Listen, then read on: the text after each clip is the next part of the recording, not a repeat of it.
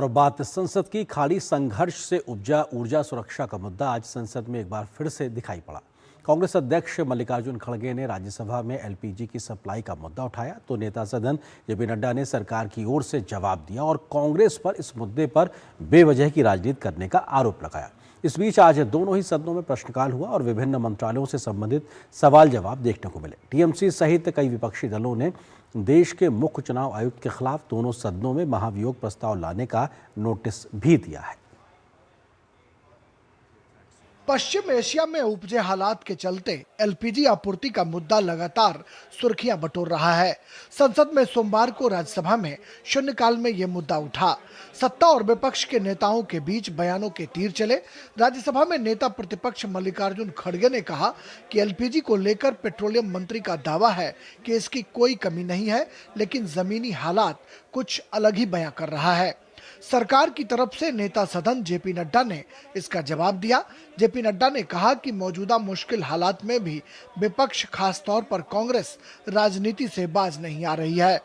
Cylinder book करने के बाद वेटिंग पीरियड शहरों में 21 से बढ़ाकर 25 दिन और गांवों को रिमोट इलाकों में 25 से लेकर 45 दिन तक कराने का गया है।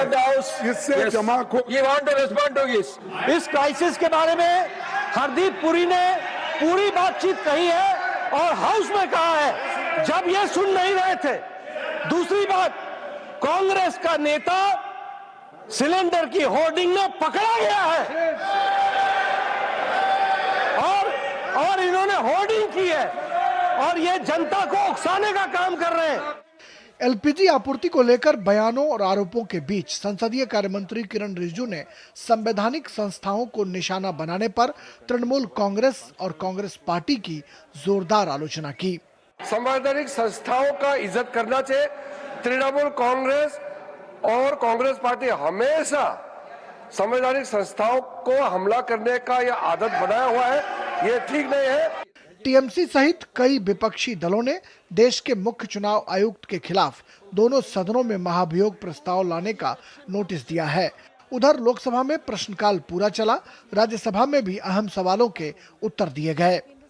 Almost 2,19,780 people have traveled during this crisis time also. Right now, there are still some airspace which is still closed, and we are trying to do our best to facilitate for them. But first and foremost, the airspace has to be open. It has to be safe to travel. Only then we can have the regular travel take place.